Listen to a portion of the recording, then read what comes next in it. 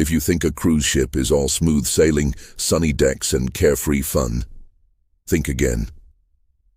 Welcome to Silent Souls, where we uncover the scariest true stories that'll make you rethink stepping aboard.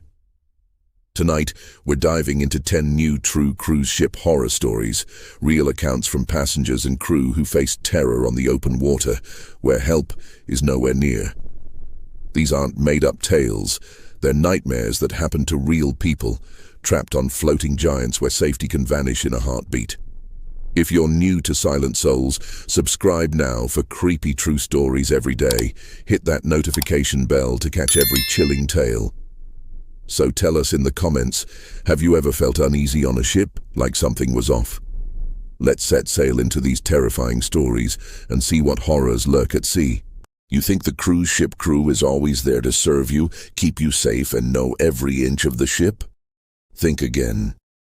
My name's Nicole, and what happened to me and my best friend Tara on our 2024 South Pacific cruise turned our carefree getaway into a chilling mystery that made us question who or what was really running the ship. When the faces you trust start acting strange and the crew you see aren't on any roster, a floating paradise becomes a trap you can't escape. It was May 2024, and Tara and I, both in our late 20s, were ready for a tropical adventure after a grueling year at our teaching jobs. We booked a 10-day South Pacific cruise on the Celebrity Edge, a sleek ship carrying about 2,900 passengers, with infinity pools, rooftop gardens, and open-air dining that promised island vibes. We shared a balcony cabin on Deck 9, excited for views of Fiji's turquoise waters and Tahiti's lush hills. When we boarded in Sydney, Australia, the ship was a dream. Glass-walled lounges sparkling under the sun, the smell of fresh coffee from the cafe, and crew members greeting us with warm smiles and cold drinks. For the first few days sailing toward New Caledonia, it was pure bliss. Lounging by the pool, sipping cocktails and feeling like we'd left all our worries behind. The first 6 days were perfect. We spent days snorkeling in crystal lagoons, exploring markets in Noumea, and nights at the ship's rooftop bar, dancing under fairy lights to live music. Our cabin was cozy, twin beds, a small sofa, and a balcony where we'd watch the sunset paint the ocean gold. The crew was amazing. Always checking in, refilling drinks, or guiding us to activities with a smile. We got friendly with a waiter named Leo, who worked the main dining room, and a bartender, Mia, who made killer mojitos. The ship felt safe, with key card locks, security cameras, and crew everywhere, keeping things running like clockwork. Tara and I would joke about living on the ship forever. It was that good. On the 7th night, at sea heading toward Fiji, things got eerie. We were at the rooftop bar around 11 p.m., enjoying the warm breeze and a steel drum band. Tara noticed a crew member standing near the bar's edge, away from the crowd.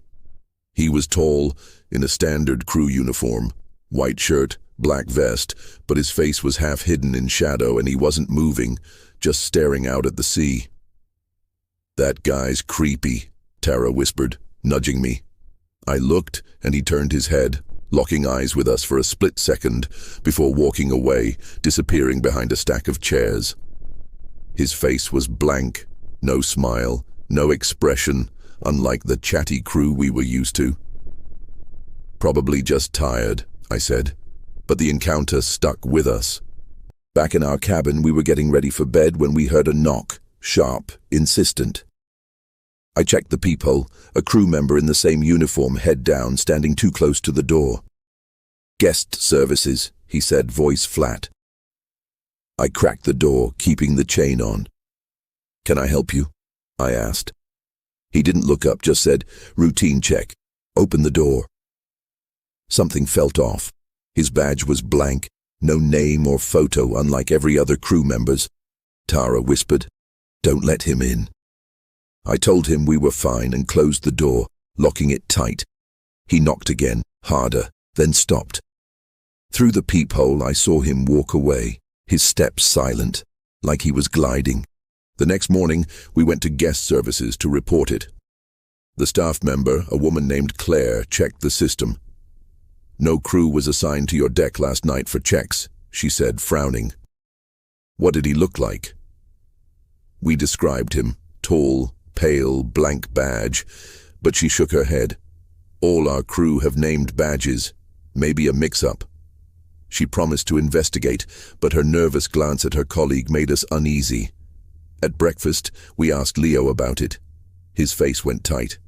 "Some crew work off-hours maintenance stuff," he said, but he wouldn't meet our eyes, quickly changing the subject. That night, it got worse. We were on Deck 14, a quiet observation area, stargazing around midnight. The deck was empty, just us and the hum of the ship. Then we saw him again, or someone like him, same uniform, same blank badge, standing by a railing, staring at us. "Hello?" Tara called, her voice shaky. He didn't respond, just turned and walked into a stairwell, gone. We followed, hearts pounding, but the stairwell was empty, no sound of footsteps. The air felt cold, like a draft from nowhere. "That wasn't right," I whispered. Tara grabbed my arm. "Nicole, he didn't have a face." I thought she was joking, but her eyes were wide. She swore his face was blurry like a smudge. We reported it to security, and an officer named Daniel took our statement. He checked the stairwell and cameras. Nothing, just static for a few minutes where the figure should have been. "Could be a passenger in a stolen uniform," he said, but his voice wasn't convinced. He mentioned rumors among the crew, sightings of extra workers who weren't on the roster, seen in odd places like engine rooms or empty decks. "Old ships, old stories," he said, shrugging, but he added extra patrols to our deck. The next day in Fiji, we tried to focus on a beach day, but the ship felt different. Other passengers mentioned odd crew sightings, a man with no badge cleaning a hallway, gone when approached, or a figure in a crew vest watching from a distance. At the bar, Mia, the bartender, whispered to us after a few drinks. "Some say the ship's got ghosts, crew who died years ago still working their shifts." She laughed it off, but her hands shook as she poured. Tara and I started sticking to crowded areas, avoiding quiet decks or late-night walks. On the 9th night back at sea, we woke to a whisper in our cabin, like someone saying, "Leave." The lights were off, the balcony door locked, but the air was icy. Tara screamed and I hit the lights. Nothing, no one. But our cabin door was ajar, the chain dangling like someone had been inside. We called security, and Daniel came, finding no signs of entry. The camera outside our door showed static again, right when the door opened. "System glitch," he said. But he stayed outside our cabin all night, radio crackling nervously. When we docked in Sydney, we learned from online forums that the Celebrity Edge had a history. Crew members who died in accidents, never officially reported, rumored to linger on the ship. The cruise line dismissed it as superstition and offered us a discount for our trouble. Tara and I haven't cruised since. The Phantom crew followed us home, a shadow in every quiet moment, a face we can't unsee. You think a cruise ship's security checks every corner, making sure only ticketed passengers are on board? Think again. My name's Alex, and what happened to me and my cousin, Ryan, on our 2023 Baltic Sea cruise turned our adventure into a terrifying hunt for someone or something that wasn't supposed to be there. When you're miles from land and see a shadow that doesn't belong, the ship becomes a maze with no safe exit. It was August 2023, and Ryan and I, both in our early 30s, decided to take a break from our desk jobs for a guy's trip. We booked a 9-day Baltic Sea cruise on the MSC Grandiosa, a huge ship carrying about 6,300 passengers, with a water park, glass skywalk, and restaurants galore. We shared an interior cabin on Deck 11, close to the action, planning to hit ports like Copenhagen and Tallinn. When we boarded in Kiel, Germany, the ship was a spectacle, dazzling lights in the atrium, the smell of fresh pizza from the buffet, and crew members guiding us with smiles. For the first few days, sailing through the chilly Baltic, it was all we'd hoped for, exploring old cities, drinking beers at the onboard pub, and feeling like kings on a floating resort. The first 5 days were awesome. We spent days wandering cobblestone streets in Stockholm, snapping photos of medieval churches in Helsinki, and nights at the ship's karaoke bar, laughing with other passengers. Our cabin was basic, twin beds, a small desk, no window, but we didn't care. We were barely there except to sleep. The ship was always buzzing, with families at the pools, couples in the lounges, and crew keeping everything spotless. Ryan, who's a bit of a night owl, loved roaming the decks late, checking out the quiet spots. "This place is like a city that never sleeps," he'd say, grinning. I'd tag along sometimes, enjoying the cool sea air and the hum of the ship. On the 6th night, at sea after leaving St. Petersburg, things got unsettling. We were in the arcade around midnight playing air hockey when Ryan nudged me. "You see that guy?" he whispered, nodding toward a corner. I looked. A tall figure in a dark hoodie stood by a claw machine, head down, not playing, just standing there. The arcade was half empty, but he stood out, too still, like he didn't belong. "Probably just a loner," I said, but Ryan shook his head. He was watching us, then turned away when I looked. We kept playing, but I felt uneasy, like eyes were on my back. When we left, the figure was gone. No trace. Back in our cabin, we brushed it off, but around 2 a.m., we heard a noise, soft footsteps outside our door, pausing, then moving on. I checked the peephole. Nothing, just an empty hallway. Ryan, half asleep, muttered, "Probably a drunk passenger." But the next night, it happened again. Same footsteps, same pause, but this time a shadow passed under the door, like someone was standing right outside. I yanked the door open, heart racing, but the hallway was empty. The ship's hum, the only sound. "Weird," I said, locking the door tight. Ryan sat up, wide awake now. "That wasn't normal, Alex." The next day in Tallinn, we tried to focus on sightseeing, but the shadow stuck with us. Back on the ship, we saw it again, or something like it. In the buffet line, a figure in a dark hoodie stood at the far end, head down, not taking food, just lingering. When I looked directly, it moved behind a pillar, gone. Ryan grabbed my arm. "That's the same guy." We told a crew member, a waiter named Victor, who frowned. "Could be a stowaway," he said quietly. "Happens sometimes. People sneak on in ports. We'll report it." Stowaway. The idea seemed crazy on a ship this big, with security scanners and key card checks. That night, things got worse. We were on deck 15, a quiet observation area with panoramic views, around 1 a.m. The deck was empty, just us and the stars over the dark Baltic Sea. Then we saw it, the hooded figure standing by a railing, motionless. "Hey!" Ryan shouted, but it didn't move. We approached, my heart pounding, but as we got closer, it stepped into the shadows of a stairwell and vanished. We ran to the spot. Nothing, no sound, no trace. The air felt cold, heavier than the night breeze. "That wasn't a person," Ryan whispered, his voice shaky. I didn't want to agree, but it didn't feel right. No footsteps, no rustle of clothes, just gone. We reported it to security, and an officer named Sophia took our statement. She was skeptical, but checked the deck's cameras. An hour later, she called us to guest services. "Footage shows nothing," she said. "Just you two walking, no one else." Ryan insisted, describing the hoodie, the way it moved, but Sophia's face stayed blank. "Sometimes shadows play tricks," she said, but her hands fidgeted like she wasn't sure. She promised extra patrols, but when we asked about stowaways, she got quiet.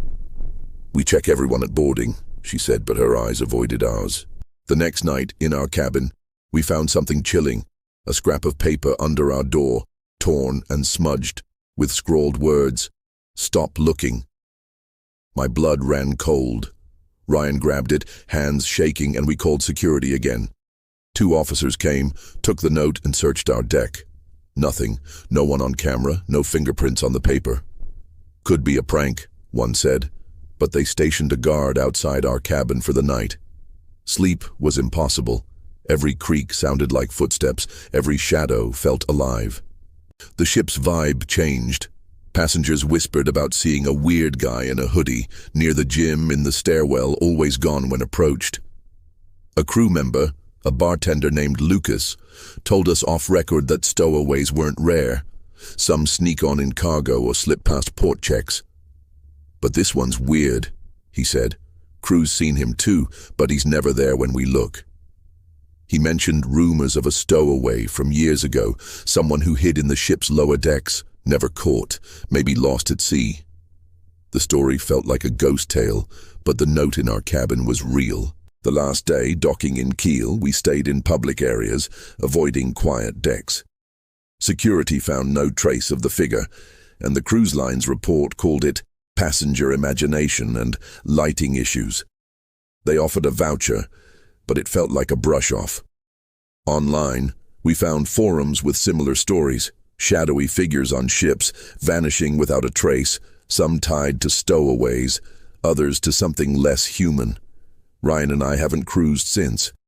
The MSC Grandiosa was supposed to be our escape, but it showed us a shadow that followed us, slipping through every crack we couldn't see.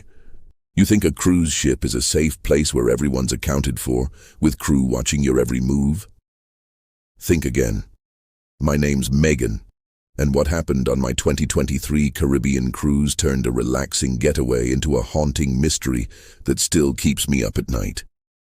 When someone disappears on a ship with no land in sight, it's not just a missing person. It's a ghost story that leaves you questioning reality.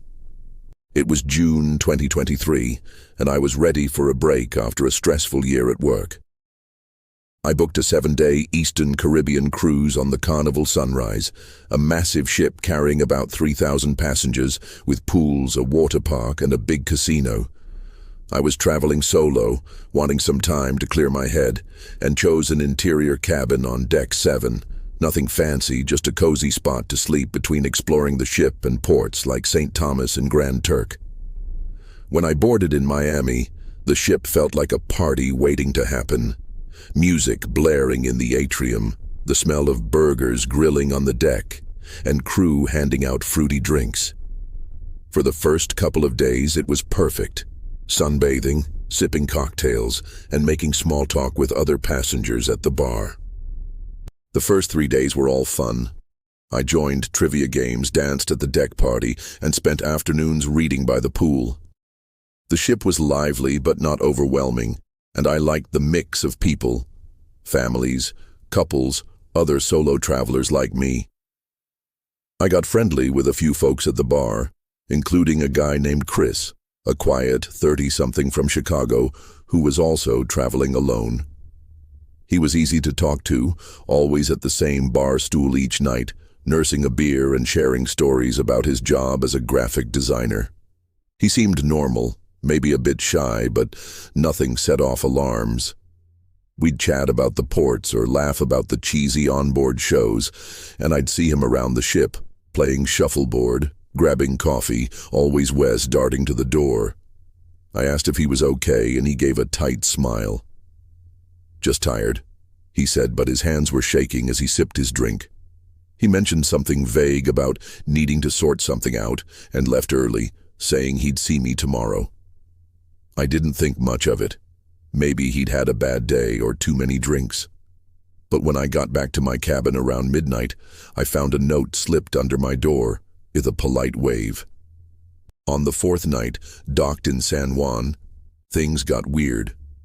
I was at the bar after a shore day of exploring old San Juan's colorful streets. Chris was there as usual, but he seemed off, nervous, checking his phone constantly, his eye handwritten on ship stationery. "Don't trust the crew. Meet me at the aft deck, 2 a.m. It wasn't signed, but I recognized Chris's messy handwriting from a trivia game where we'd teamed up. My stomach twisted. Why would he write that? What did he mean about the crew? I figured it was a joke or maybe he was drunk, but the note felt heavy, like it carried a warning I couldn't ignore. I didn't go to the aft deck. 2 a.m. was too late, and the note creeped me out. Instead, I locked my door, checked it twice, and tried to sleep, but the words "don't trust the crew" kept looping in my head. The ship's gentle rocking, usually soothing, felt ominous, and every creak made me jump. The next morning, I looked for Chris at breakfast, but he wasn't at the buffet or the cafe. I checked the bar that evening. No sign of him. I asked the bartender, a friendly guy named Marco, if he'd seen the quiet dude from Chicago. Marco shrugged. Lots of people come through here. Maybe he's sleeping in. I didn't mention the note, not wanting to sound paranoid, but something felt wrong. I scanned the pool deck, the casino, even the gym. No Chris. By dinner, I was uneasy enough to go to guest services. I described him, tall, short brown hair, usually in a black hoodie, and asked if they could check on him. The staff member, a woman named Carla, typed something into her computer and frowned. "There's no Chris from Chicago in our passenger list," she said. "Are you sure that's his name?" I insisted he was real, describing our talks, but she just offered to pass a message if he turned up. I left feeling dismissed, my unease growing. Had he lied about his name, or was something else going on? That night, I checked the aft deck just to see. Empty, just the hum of the ship and the dark sea beyond. On day 6 at sea, I started asking other passengers if they'd seen him. A couple remembered him from trivia, but no one had seen him since San Juan. I went back to guest services, this time speaking to a supervisor, a stern man named Javier. I showed him the note, and his face tightened. "This is serious," he said. "We'll look into it."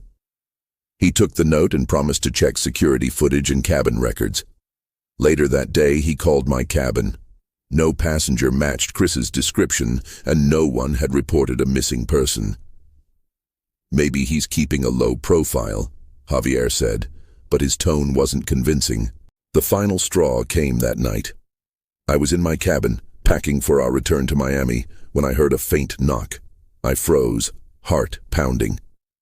Through the peephole, I saw no one, just an empty hallway. But when I opened the door, another note was on the floor, in the same handwriting. "They know I'm gone. Be careful." My hands shook as I called security. 2 officers arrived, took the note, and searched my deck. No one.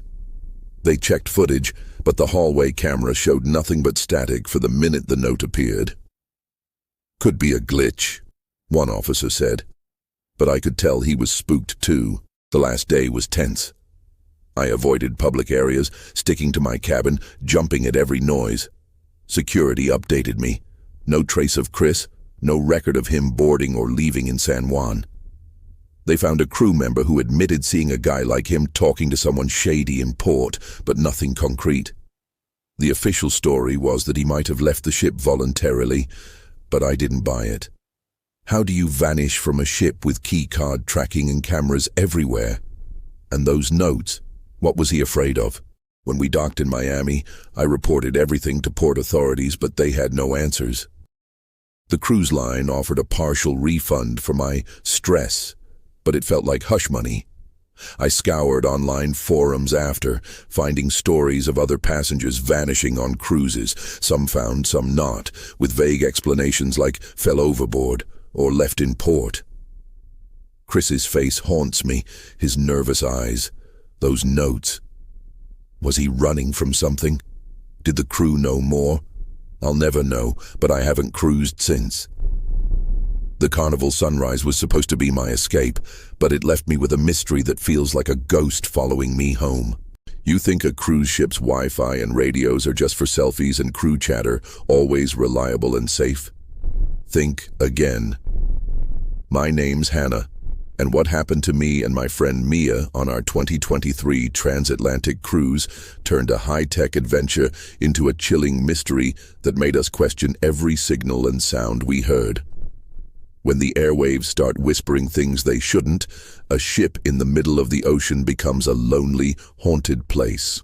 It was April 2023, and Mia and I, both tech nerds in our late 20s, decided to treat ourselves to a 12-day transatlantic cruise on the Cunard Queen Mary 2, a legendary ship carrying about 2,700 passengers. We wanted a mix of old-school elegance and modern adventure, crossing from Southampton, UK to New York City. The ship was a floating palace, grand ballrooms, a planetarium, and decks with views of nothing but ocean. We booked an interior cabin on Deck 5, figuring we'd spend most of our time exploring the ship's libraries, bars, and techie features like the onboard app for navigation. When we boarded in Southampton, the ship felt like a time capsule. Polished wood, chandeliers, and the smell of fresh scones from the afternoon tea service. For the first few days, sailing across the Atlantic, it was pure luxury. Formal dinners, stargazing, and the thrill of being nowhere near land. The first week was amazing. We joined dance classes, watched movies under the stars, and spent hours in the ship's lounge, sipping cocktails and geeked out over the Queen Mary 2's history. Our cabin was small but cozy, with bunk beds and a tiny desk where we'd charge our phones and laptops. The ship's Wi-Fi was spotty, but worked enough for emails and social media, and we loved using the onboard app to track activities or order drinks.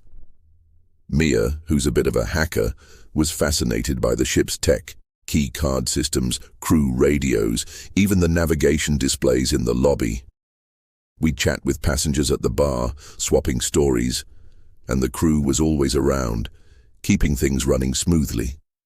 It felt like a safe, connected bubble, even in the vast ocean. On the 8th night, in the middle of the Atlantic, things got weird. We were in our cabin, messing around with a portable radio scanner Mia had brought.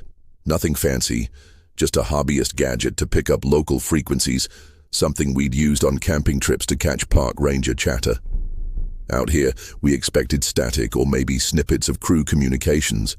Around 1 a.m., as we fiddled with the dials, a signal came through, clear but faint, like a voice cutting through fog. "Mayday, Mayday. This is Queen Mary 2. We're sinking." The voice was panicked, male, with a crackle of static. Mia and I froze, staring at the scanner. The ship wasn't sinking. The engines were humming, the lights were on, and the sea outside was calm, visible through a hallway porthole. "That's gotta be a prank," I said, but my hands were shaking. Mia turned the dial, trying to find the source, but the voice kept repeating, "Mayday. Abandoned ship, Deck 3 flooding." It was specific, too specific, and the voice sounded desperate, not like a joke. We checked the ship's app. No alerts, no announcements. The hallway was quiet, just the usual soft creaks of the ship. Mia, always the bold one, grabbed her phone and recorded the signal, whispering, "This is creepy as hell." I suggested we call guest services, but she wanted to investigate first. "Let's see if it's real," she said, eyes wide with a mix of fear and excitement. We headed to the atrium, where a lone crew member was wiping down a counter. We asked if there was any emergency, and he laughed, saying, "Everything's fine. Probably just a radio glitch." But when we played the recording, his smile faded. "Where'd you get that?" he asked, his voice sharp. We explained the scanner, and he told us to wait while he called security. 10 minutes later, an officer named Claire arrived, listening to the clip with a tight jaw. "That's not our frequency," she said. "Could be interference from another ship." But her eyes darted to her radio, like she wasn't sure. She took our scanner and recording, promising to pass it to the bridge, and warned us not to spread panic. "Guests might get nervous," she said, escorting us back to our cabin. Back in the room, we couldn't sleep. The scanner was gone, but Mia had backed up the audio on her phone. We played it again, the voice chilling. "Crew to lifeboats. We're going down." It didn't sound like interference. It was too clear, too close. Around 3 a.m., the ship's intercom crackled, something it rarely did at night. The captain's voice came on. "Good evening, passengers. A minor technical issue with our communication systems is being resolved. No cause for concern." Minor? That didn't explain the Mayday call. Mia whispered, "They're covering something up." I wanted to disagree, but the captain's tone felt forced, like he was reading a script. The next day, the ship was normal. Breakfast buffet buzzing, passengers lounging by the pool, but we were on edge. We asked other passengers if they'd heard anything strange. A few mentioned spotty Wi-Fi or static on their cabin TVs, but no one else had caught a Mayday signal. At the bar, we overheard a crew member, a young guy named Liam, talking about weird radio chatter the night before. When we approached him, he clammed up, saying it was just old equipment acting up. But his hands fidgeted, and he avoided our eyes. Mia, never one to let things go, snuck into a crew-only area near the bridge, pretending to be lost, and overheard two officers mention ghost signals from the ship's past. "Past?" I said when she told me. "What does that mean?" On the 9th night, it got worse.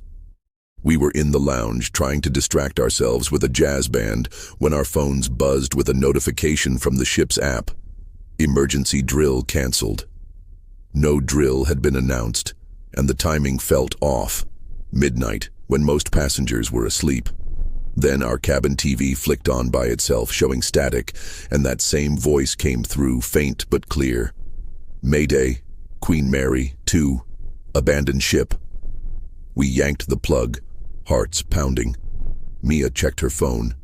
The audio file we'd recorded was gone, deleted somehow, though she hadn't touched it. "Someone's messing with us," she said. But I wasn't sure it was a someone. The ship felt alive, like it was sending us a message we couldn't ignore. We reported it to security, who dismissed it as technical glitches and said the app notification was a typo. But Claire, the officer from before, pulled us aside privately. "Don't talk about this," she whispered. "The ship's got history. Old distress calls from decades ago sometimes bleed through on certain frequencies. It's rare, but it happens." She wouldn't say more, just urged us to drop it. Decades ago? The Queen Mary 2 wasn't that old, but its predecessor, the original Queen Mary, had a dark past. Wartime accidents, lost souls. Was that what we'd heard? The rest of the cruise was tense. We avoided our cabin at night, sticking to public areas, but the ship didn't feel safe anymore. Random static would crackle from speakers, and once in the library, a radio on a shelf turned on, whispering Mayday before shutting off. Other passengers started noticing. Whispers about haunted signals spread, and the crew got jumpy, snapping at anyone asking questions. When we docked in New York, we learned from online forums that the Queen Mary 2 had a history of phantom signals, tied to old distress calls from its namesake or nearby wrecks. The cruise line denied it, offering us a discount for our inconvenience, but it felt like they wanted the story buried. I haven't cruised since. Mia still checks her phone for that deleted audio, hoping it'll reappear. The Queen Mary 2 was supposed to be our high-tech adventure, but it showed us that some signals don't die. They linger, calling out from the deep, waiting for someone to listen. You think every part of a cruise ship is polished, packed with passengers, and perfectly safe? Think again. My name's Brian, and what happened to me and my brother Tim on our 2022 Mediterranean cruise turned an innocent exploration into a terrifying brush with a part of the ship no one was meant to find. Hidden corners exist even on a floating resort, and some places are forgotten for a reason. It was September 2022, and Tim and I decided to take a guy's trip to celebrate his 30th birthday. We booked a 10-day Mediterranean cruise on the Costa Smeralda, a massive ship carrying about 6,500 passengers, with pools, a spa, and restaurants serving everything from pizza to sushi. We shared an interior cabin on deck 8, figuring we'd spend most of our time exploring ports like Rome and Barcelona or hitting the ship's bars. When we boarded in Savona, Italy, the ship was a spectacle. Gleaming glass elevators, a central atrium with live music, and the smell of fresh pastries wafting from the cafe. For the first few days, sailing toward Marseille, it was a blast. Sunbathing, drinking beers by the pool, and joking around like we were kids again. The first week was all fun. We spent days wandering cobblestone streets in ports, snapping photos of ancient ruins, and nights at the ship's nightclub, dancing with new friends we'd met. Our cabin was small but comfy, with bunk beds and just enough space for our stuff. The ship felt like a floating city, always busy, with crew cleaning every corner and passengers everywhere, from the casino to the buffet. Tim, who's always been the curious type, loved poking around, checking out every deck, even the quiet ones. "This place is huge," he'd say, flipping through the ship's map. "Bet there's spots nobody uses." I laughed it off, happy to follow his lead, thinking it was just his explorer streak. On the 7th night, at sea after leaving Naples, Tim got an idea. We'd had a few drinks at the bar and were feeling restless, not ready for bed. "Let's find the weird parts of the ship," he said, grinning. "Like the creepy maintenance areas or something." I was game. It sounded like a fun adventure. We grabbed our key cards and headed out, wandering the lower decks. Most passengers were asleep or in the late-night lounges, so the hallways were quiet, just the hum of the engines and the occasional crew member passing by. We took a service elevator to deck 2, one of the lowest open to passengers, where the shops and restaurants gave way to plain corridors and crew-only signs. At the end of a hallway, we found a stairwell marked "Authorized Personnel Only." Tim, of course, wanted to check it out. "Come on, Brian, it's just stairs," he said, pushing the door open. I hesitated but followed, figuring we'd just peek and head back. The stairwell was narrow, dimly lit with flickering fluorescent lights, and smelled like rust and oil, not the polished vibe of the upper decks. It led down to what the sign called Deck 0, a level not on the passenger map. "This is cool," Tim whispered, his eyes lit up like a kid finding a secret hideout. I wasn't so sure. The air felt heavy, and the silence was thicker than on the upper decks. Deck 0 was a maze of tight hallways, with pipes running along the walls and metal doors labeled with codes like ENG3 or STG12. The lights were sparse, casting long shadows, and the floor was sticky, like it hadn't been cleaned in ages. No crew, no passengers, just us. "This must be where they store stuff," Tim said, trying a door. It was locked, but the next one wasn't. It opened into a large, dark room, maybe a storage area, filled with crates, old furniture, and what looked like abandoned ship equipment, life vests, ropes, even a broken slot machine. The smell was worse here, like mold and something sour, and the air was cold, almost icy. As we stepped inside, the door slammed shut behind us, making us both jump. "Just the wind," I said, but there was no wind down here. Tim laughed nervously, shining his phone's flashlight around. That's when we heard it, a low, rhythmic thumping, like someone banging on a pipe, coming from deeper in the room. "Hello?" Tim called, his voice echoing. No answer, just more thumping, slow and deliberate. My skin prickled. "Let's go," I said, grabbing his arm, but he was already moving toward the sound, too curious to stop. "Dude, it's probably just machinery," he said, but his voice was shaky. The thumping led us to a corner where a rusted metal hatch was set into the wall, about waist high. It was padlocked, but the lock looked old, half broken. The thumping was louder here, and now we heard something else. A faint, muffled voice, like someone whispering behind the hatch. "Help, please," it said, barely audible. My heart stopped. Tim's eyes went wide. "There's someone in there," he whispered, kneeling to inspect the hatch. I wanted to run, but I couldn't leave him. "We need to get security," I said, but Tim was already tugging at the lock. It snapped open with a loud click, and the hatch creaked as he pulled it back. Inside was a dark, narrow crawl space, barely big enough for a person. The air coming out smelled like decay, and the thumping stopped. Tim shone his light inside, and we saw something. Marks on the walls, like scratches, and a pile of rags that looked like old clothes. No one was there, but the voice came again, fainter. "Don't leave." We froze, staring into the dark. "Who's there?" Tim shouted, but the crawl space was empty. Just those eerie scratches and rags. My legs felt like jelly. "Tim, we're out of here," I said, pulling him back. He nodded, pale, and we turned to leave, but the door to the room was locked now from the outside. Panic hit hard. We banged on the door, shouting for help, but the deck was silent except for that thumping, starting again behind us.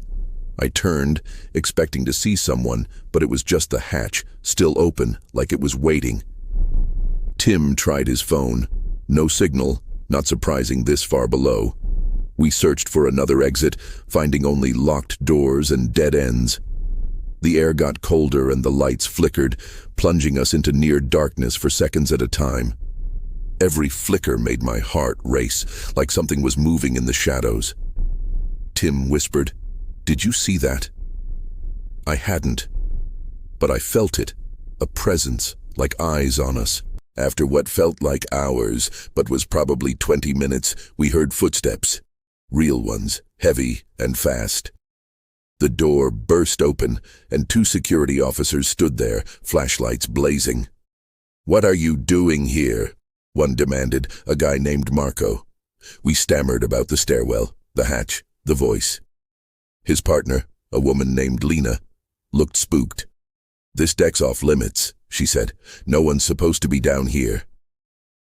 They escorted us out, back to the stairwell, and up to deck 2. Marco took our names and cabin number, saying we'd get a warning for trespassing, but his eyes kept darting to the stairwell like he didn't want to go back down. At guest services, we demanded answers. The supervisor, a stern woman named Julia, said Deck 0 was storage, closed for safety, and the hatch was part of old maintenance tunnels, unused for years.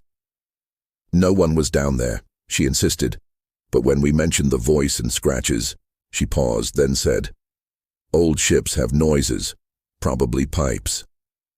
But her hands were clenched, and she avoided our eyes. Later, a crew member we'd befriended at the bar, Diego, whispered that Deck 0 had rumors, missing crew from years ago, locked hatches with strange sounds. "They don't talk about it," he said. "Bad for business." The rest of the cruise was tense. We stayed on upper decks, avoiding anything below Deck 4. At night, we'd hear faint thumps through the cabin walls like echoes of that deck. When we docked in Savona, we learned the ship had a history. Reports of crew disappearing in the early 2000s brushed off as desertions. The cruise line gave us a voucher for our inconvenience, but it felt like they wanted us quiet. I haven't cruised since, and Tim, usually fearless, won't talk about that night. Deck 0 stays with us, a forgotten place that didn't want us there. You think a cruise ship's crew has everything under control, steering you safely through calm seas? Think again. My name's Ethan, and what happened to me and my family on our 2023 Caribbean cruise turned our sunny vacation into a heart-stopping battle against an invisible force that nearly tore us apart. The ocean hides dangers you can't see, and when it grabs hold, even a massive ship is no match. It was March 2023, and my wife Lisa, our 2 kids, Ben, 10, and Chloe, 7, and I were excited for a family getaway. We booked a 7-day Western Caribbean cruise on the Royal Caribbean Icon of the Seas, a brand new ship carrying about 5,600 passengers, with water parks, Broadway-style shows, and a surf simulator. We chose a family suite on Deck 12, with a big balcony for the kids to watch the waves. When we boarded in Miami, the ship was a floating wonderland. Bright slides twisting above the deck, the smell of popcorn from the arcade, and crew members greeting us with high fives. For the first few days sailing toward Cozumel, it was pure joy. Kids splashing in the pools, Lisa and I sipping cocktails, and the whole family feeling like we'd hit the jackpot. The first 4 days were perfect. We spent mornings on shore excursions, snorkeling in Costa Maya, exploring ruins in Mexico, and afternoons on the ship where Ben loved the rock-climbing wall and Chloe begged for ice cream at the buffet. Evenings were family game nights or watching shows, with the kids giggling at the jugglers and magicians. Our suite was amazing. Spacious, with a big bed for us, bunk beds for the kids, and a balcony where we'd watch the sunset over the turquoise water. The ship felt safe, like a fortress, with crew always nearby and safety drills making us confident nothing could go wrong. The ocean was calm, sparkling under the sun, and we felt untouchable. On the 5th day at sea heading toward Jamaica, everything changed. It was mid-afternoon, and we were on the pool deck, the kids playing in the splash zone, while Lisa and I lounged nearby. The captain's voice came over the intercom, sounding tense. "Attention, passengers. We're encountering unexpected currents. Please avoid open decks and secure loose items. Stay calm." Unexpected currents? The sea looked fine. No big waves, just a slight chop. But the ship started to sway. Not the usual gentle rock, but a sharp, jerky motion that made chairs slide and drinks spill. Kids screamed and crew rushed to clear the pool area, ushering everyone inside. We grabbed Ben and Chloe, heading to our suite, but the swaying got worse, like the ship was fighting something. In the cabin, we secured our stuff, laptops, toys, anything loose, and sat on the couch trying to keep the kids calm. Chloe clung to Lisa, asking, "Are we sinking?" I forced a laugh, saying, "No way, this ship's too big for that," but my heart was racing. The intercom crackled again. "We're adjusting course to avoid a strong underwater current.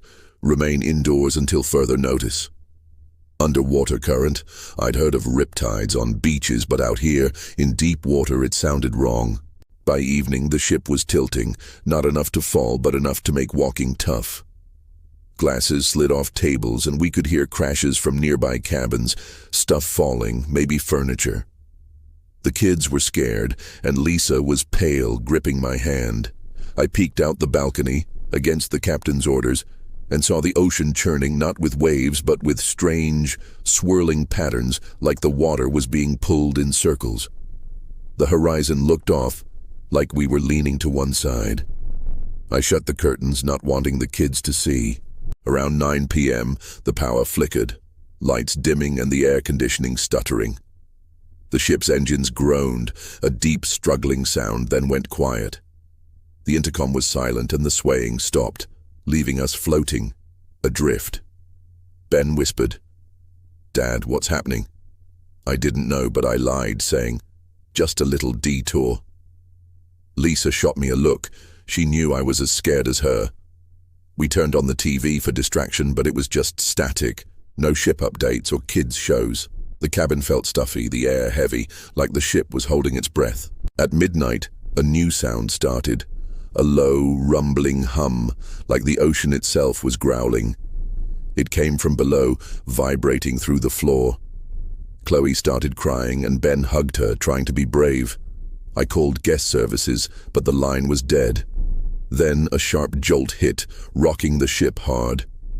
We grabbed the kids, huddling on the bed, as the rumbling grew louder. The balcony door rattled, like something was pushing it from outside. Lisa screamed, "Ethan, lock it!" But it was already locked. The ship tilted again, steeper this time, and our suitcases slid across the floor, slamming into the wall. The intercom finally crackled. "This is your captain. We've encountered an unusually strong subsurface current. Engines are offline to avoid damage. Stay in your cabins. We're in control." In control? It didn't feel like it. The rumbling continued, and now we heard shouts in the hallway, passengers panicking, crew yelling orders. I cracked the door open and saw a crew member, a young woman named Sophia, running with a flashlight. "Stay inside," she shouted. "It's not safe."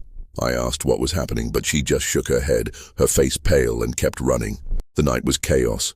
The ship rocked and groaned like it was caught in a giant's grip. We stayed awake, holding the kids, listening to the rumbling and occasional thuds from below. Around 3 a.m. the power came back, lights flickering on, but the engines stayed silent. The captain updated us. "We're stabilizing the ship. The current is subsiding. Remain in your cabins." But the fear lingered. Why were we adrift? What was this current? Online later, we learned about dead zones in the ocean, where strong subsurface currents can trap ships, stalling engines and dragging them off course. But no one had warned us about that. By morning, the ship was moving again, engines humming, but the mood was grim. The crew handed out water and snacks as the buffet was closed for safety checks. Passengers swapped stories. Some saw the swirling water, others heard the rumbling all night. A man in the dining room said his friend, a retired sailor, called it a ghost current, a rare phenomenon that messes with ships for no reason science can fully explain. The captain never mentioned it again, just said we'd resume course to Jamaica. Our family stayed in the suite, skipping activities, too shaken to pretend it was normal. When we docked in Miami, we learned the current had damaged a propeller, costing the cruise line millions. They offered refunds and apologies, but it didn't erase the terror of being helpless, adrift in a force we couldn't see. The icon of the seas was supposed to be our family dream, but it showed us the ocean's hidden power, ready to grab you when you least expect it. We haven't cruised since, and the kids still ask about the angry sea. Every rumble at home reminds me of that night, trapped by something we couldn't fight.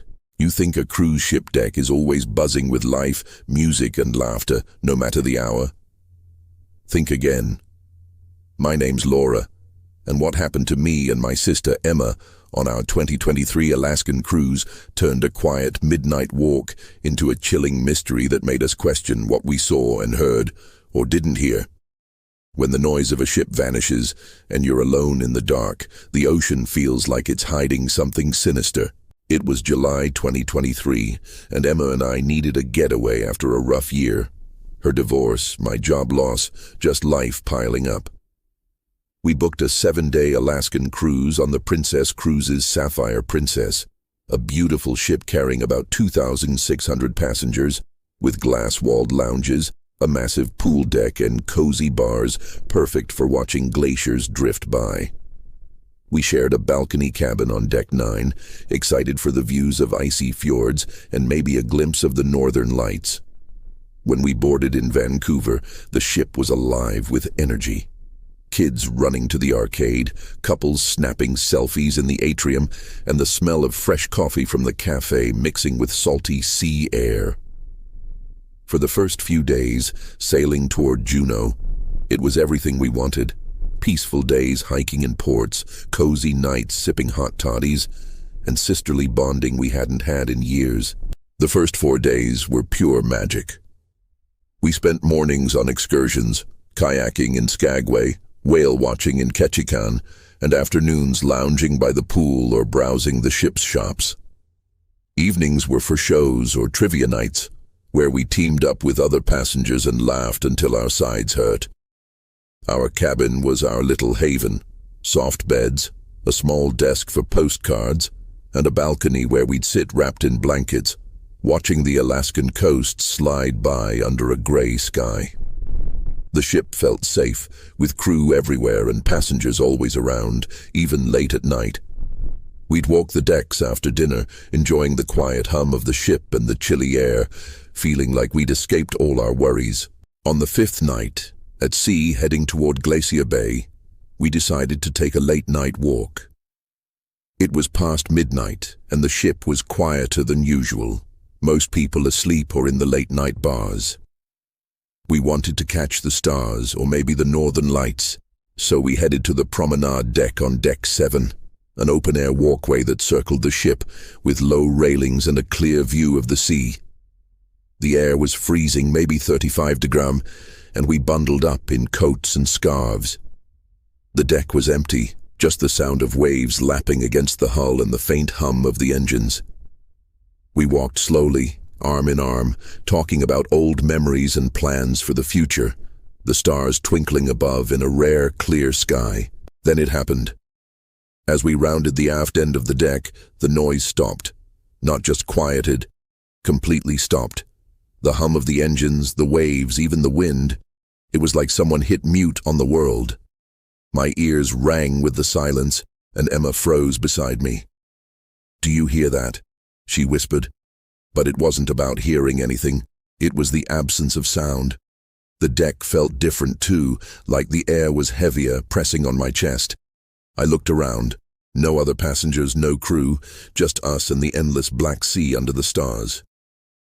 "Maybe the engines cut out," I said, trying to stay calm, but my voice sounded muffled like I was talking underwater. We kept walking, hoping the noise would return, but the silence followed us. Then we saw it, a figure at the far end of the deck, near the stern, standing by the railing. It was too dark to make out details, just a tall silhouette, motionless, facing the water.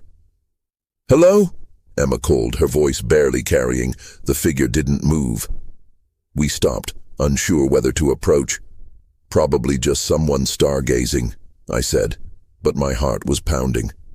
We took a few steps closer and the figure turned slightly, not enough to see a face, just a head tilt like it was listening.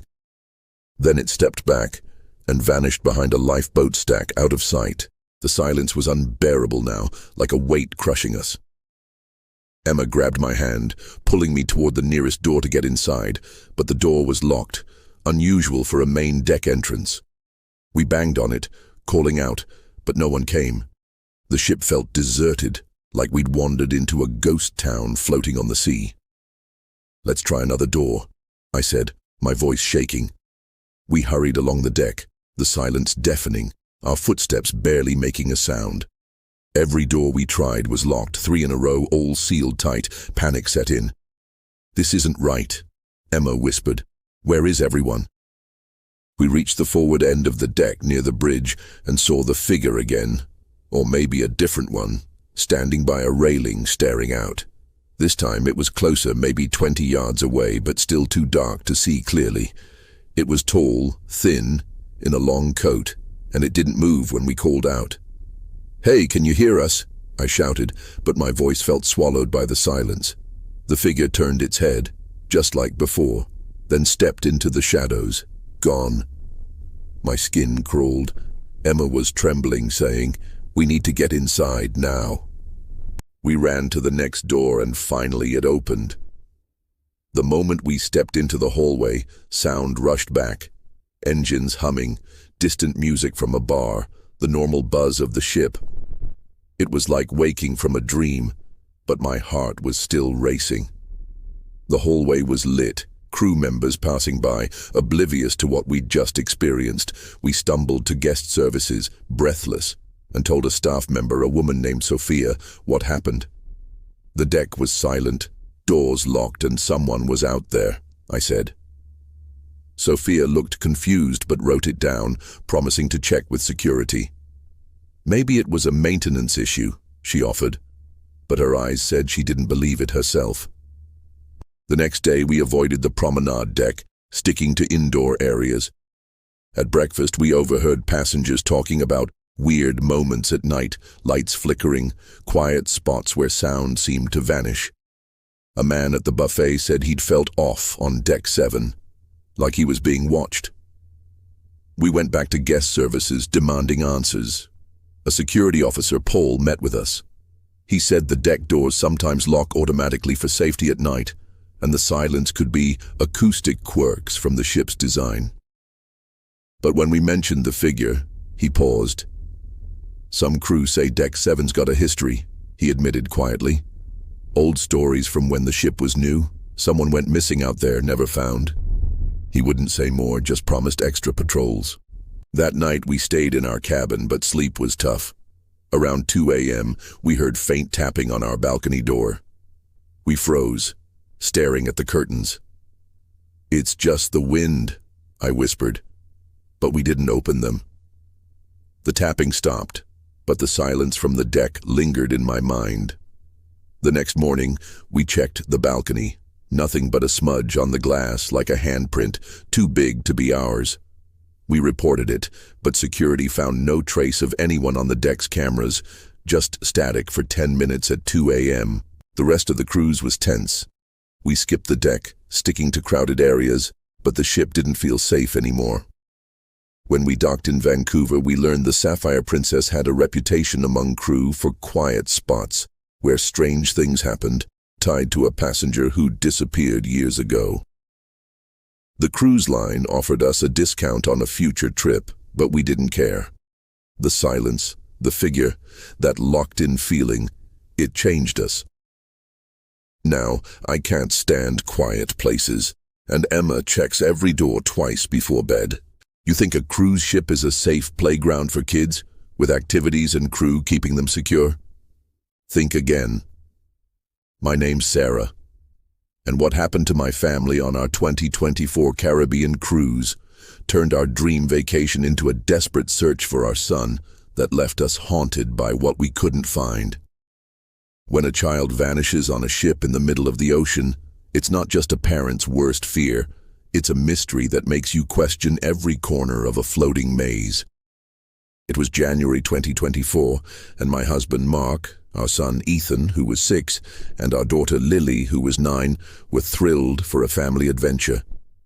We booked a 5-day Caribbean cruise on the Disney Wonder, a kid-friendly ship carrying about 2,400 passengers, with character meetups, water slides, and a kids' club that seemed perfect for Ethan and Lily. We chose a family cabin on Deck 7, with a big porthole window so the kids could watch the sea. When we boarded in Miami, the ship was a magical wonderland. Mickey Mouse waving in the atrium, the smell of fresh cookies from the buffet, and crew members handing out balloon animals. For the first 2 days, sailing toward the Bahamas, it was everything we dreamed of. Kids giggling with Goofy, Mark and I relaxing by the pool, and the whole family feeling like we'd stepped into a fairy tale. The first 2 days were pure joy.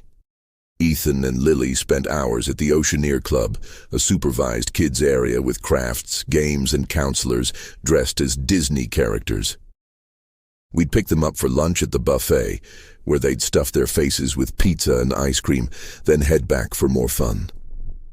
Mark and I joined them for family activities like trivia or movie nights on the deck, under a sky full of stars.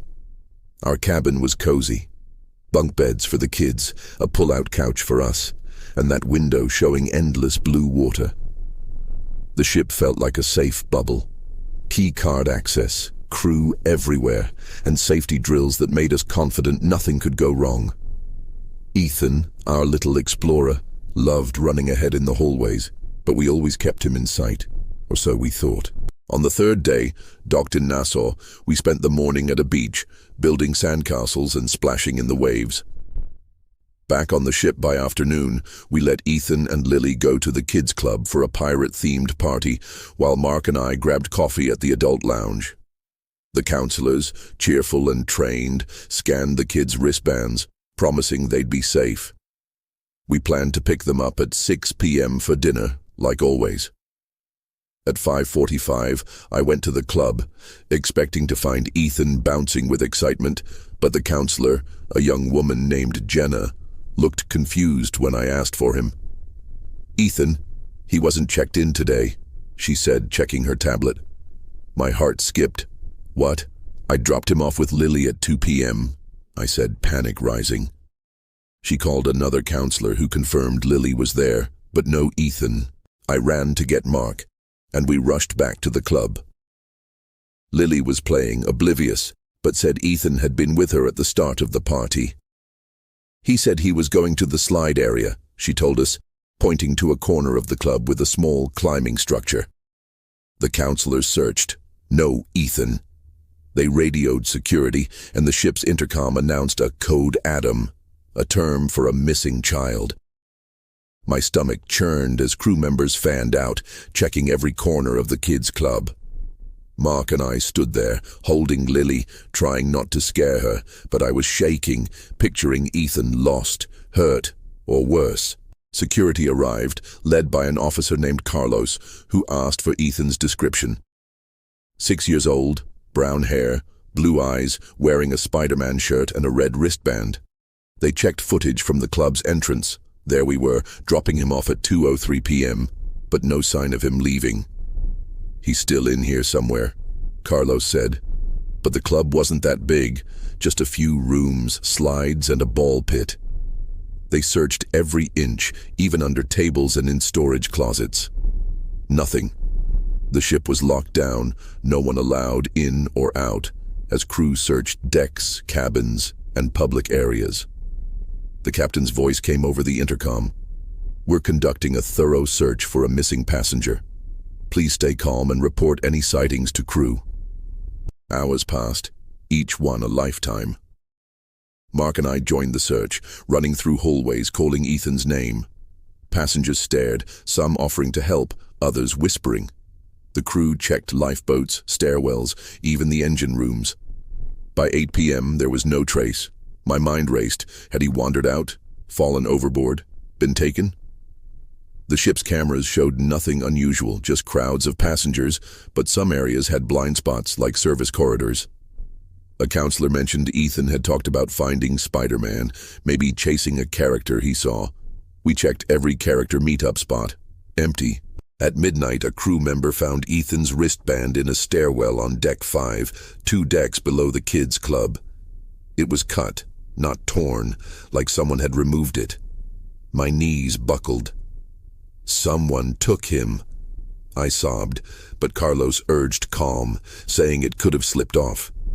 They expanded the search, checking crew areas and locked storage rooms. Passengers were confined to cabins, the ship eerily quiet except for crew radios crackling. Around 2 a.m., a security guard found a small Spider-Man shoe, one of Ethan's, in a service elevator that went to the lower decks. Mark gripped my hand, his face gray. "He's here somewhere," he said, but it sounded like he was convincing himself. The worst came at 4 a.m. A crew member, a young man named Diego, pulled us aside. "We found something," he whispered, leading us to a maintenance room on deck 3. Inside, on a pile of cleaning supplies, was Ethan's other shoe, next to a crumpled piece of paper with a child's drawing, a stick figure in a red cape, labeled Spidey. My heart broke. Ethan loved drawing superheroes. But the room was empty, no sign of him. Diego said the room was locked all day, only accessible by crew. "Maybe he wandered in," he offered, but the cut wristband, the drawing, the shoes, it didn't add up. Security checked footage. Static covered the camera outside the room for 20 minutes that afternoon. By morning, the ship docked early in Freeport for authorities to board. Police and port officials searched, but found nothing. The captain announced Ethan was still missing, and the cruise would end early, returning to Miami for a full investigation. Lily cried, asking why Ethan was gone, and we had no answers. Passengers were somber, some leaving flowers outside our cabin. The crew was tight-lipped, but a bartender we'd befriended, Maria, whispered that kids sometimes slip into crew areas, chasing characters or exploring. "But this feels different," she said, eyes nervous. She mentioned a rumor. A passenger years ago, a child, vanished on a Disney ship, never found, blamed on human error. When we reached Miami, the FBI boarded, interviewing us, the crew, and passengers. They found no evidence of foul play, but the cut wristband and drawing suggested someone had been with Ethan. The cruise line offered counseling and a refund, admitting a security lapse, but insisting Ethan likely wandered off. Online, I found Reddit threads about kids disappearing on cruises, some found in odd places, others never traced, with stories of lax security or crew cover-ups. We stayed in Miami for weeks, working with police, but Ethan was gone. His shoes, wristband, and drawing are all we have left. We haven't cruised since. Lily won't talk about Ethan, and Mark and I check every door, every shadow, like he might appear. The Disney wonder was supposed to be our family's magic, but it took our son, leaving a hole no apology can fill. You think your cruise ship cabin is a safe little hideaway, locked tight from the outside world? Think again. My name's Kevin, and what happened to me and my girlfriend Sarah on our 2022 Mexican Riviera cruise turned our cozy retreat into a terrifying trap that made us question every sound and shadow.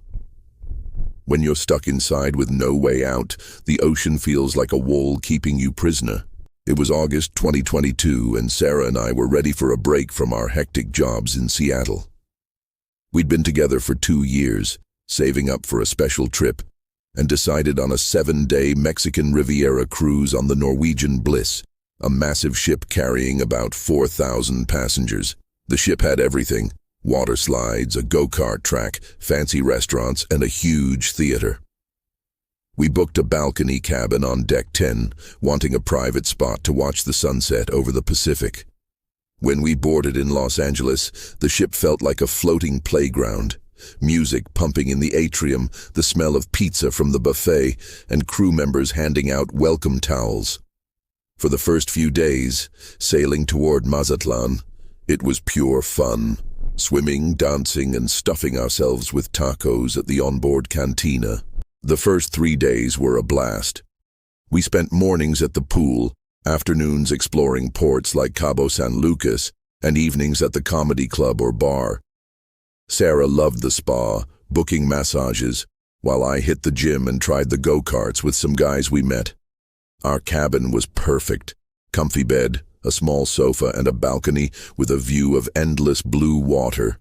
We'd sit out there at night, sipping wine from the ship's shop, talking about our future. The ship was busy but safe, with key card locks and crew everywhere. We felt untouchable, like nothing could ruin our getaway. On the 4th night, at sea after leaving Puerto Vallarta, things got strange. We'd gone to a late show in the theater, a musical with flashing lights and loud songs, and got back to our cabin around 11 p.m. Sarah swiped her keycard, but the lock flashed red, not green. "Weird," she said, trying again. Still red. I tried my card. Same thing. The door wouldn't budge, like it was jammed or locked from the inside. I knocked, half joking. "Anyone home?" But there was no answer. Just the hum of the ship's engines. The hallway was empty, most passengers asleep or at the late-night bar.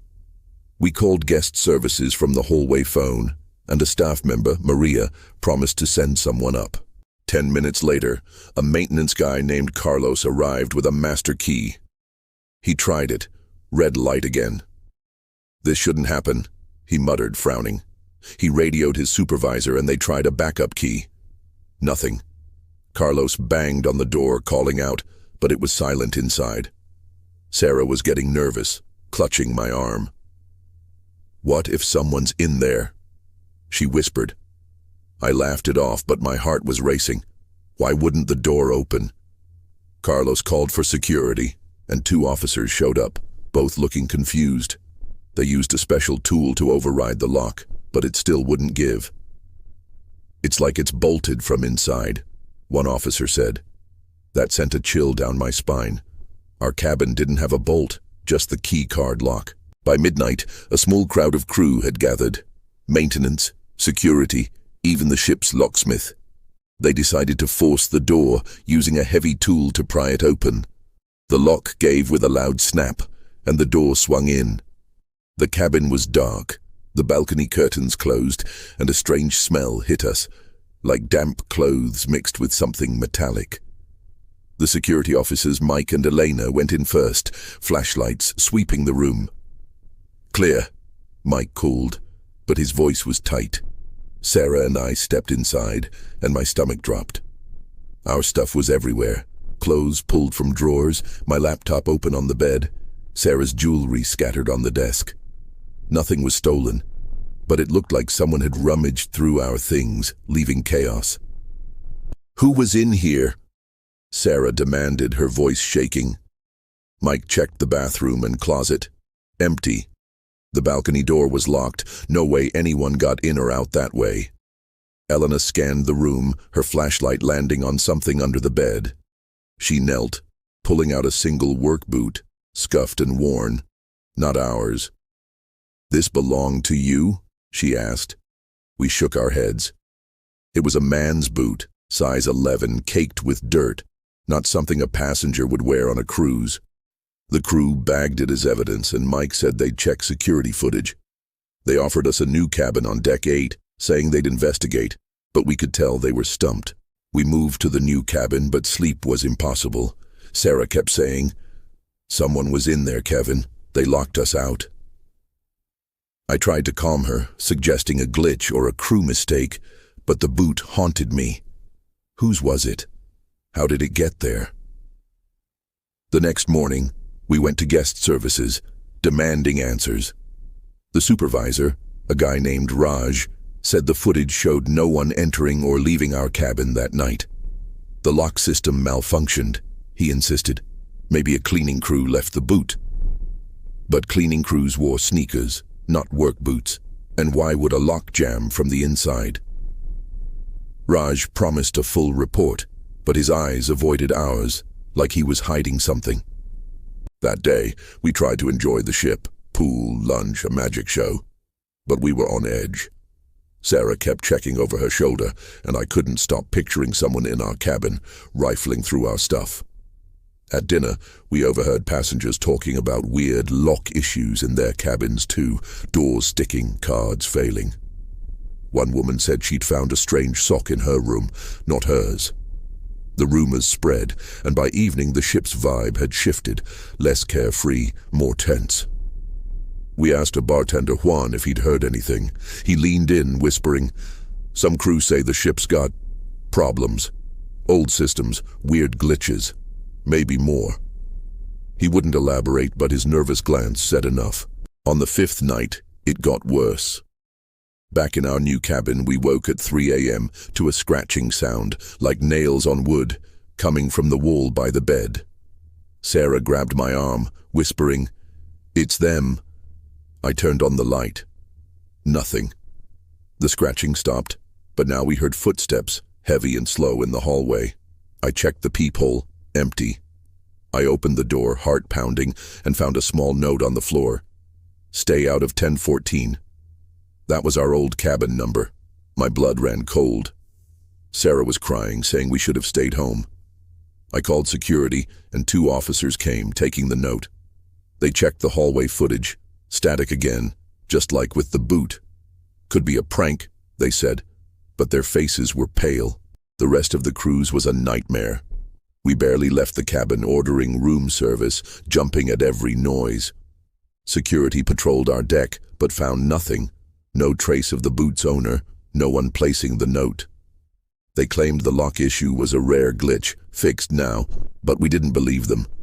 The ship felt like a maze, full of blind spots where someone could hide. When we docked in Los Angeles, we learned the boot matched a pair worn by a maintenance worker who'd quit months earlier, rumored to have been fired for sneaking into cabins. No one could confirm if he was back on board, and the cruise line's report was vague, offering us a voucher to make things right. We haven't cruised since.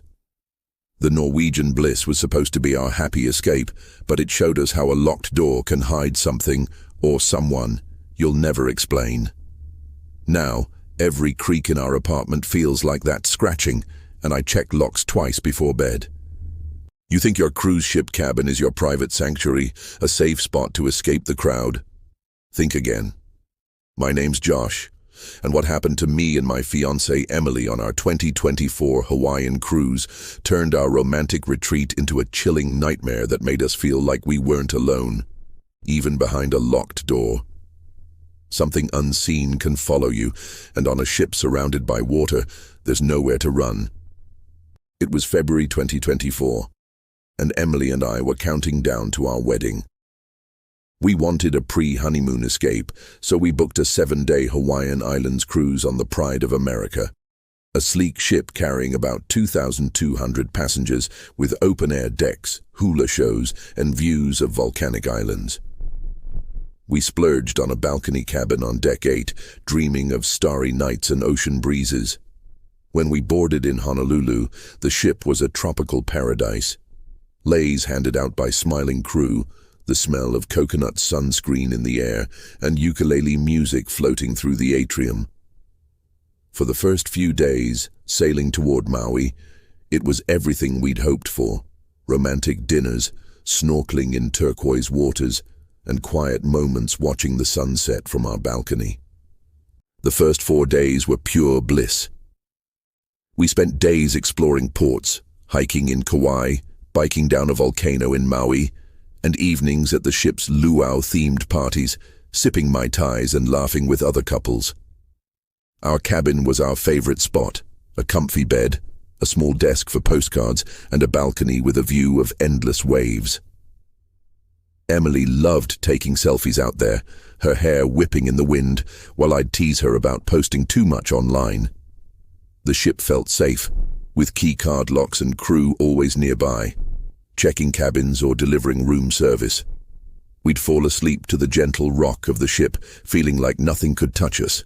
On the 5th night at sea heading toward Hilo, things got creepy. We were in our cabin after a late dinner, around 11 p.m., getting ready for bed. Emily was brushing her teeth in the bathroom, and I was on the balcony enjoying the warm air. Then I heard it. A soft, rhythmic tapping, like fingers on glass, coming from inside the cabin. I stepped in, thinking Emily was messing with me, but she was still in the bathroom, the door half open. "You hear that?" I called. She poked her head out, frowning. "Hear what?" The tapping stopped, but now the air felt heavy, like someone was standing too close. I checked the cabin, under the bed, in the closet, behind the curtains. Nothing. We laughed it off, blaming the ship's creaks, but as we settled into bed, the tapping started again, this time on the balcony door. Emily grabbed my arm. "Josh, that's not normal."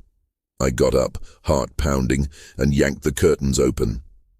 The balcony was empty, just the dark ocean beyond, but the glass had a smudge, like a handprint, fresh and streaky. I locked the door tighter, though it was already secure, and we turned on all the lights, trying to shake the unease. "Maybe it's salt spray," I said, but Emily wasn't buying it. She pointed out the smudge was on the inside of the glass. Around 2 a.m., we woke to a new sound, a low, humming voice, like someone murmuring words we couldn't make out. It seemed to come from the wall by the bed, near the headboard. Emily sat up, pale. "Josh, someone's in here," she whispered. I grabbed my phone, using its flashlight to check every corner. Nothing. The hum stopped, but now the room felt colder, the air thick.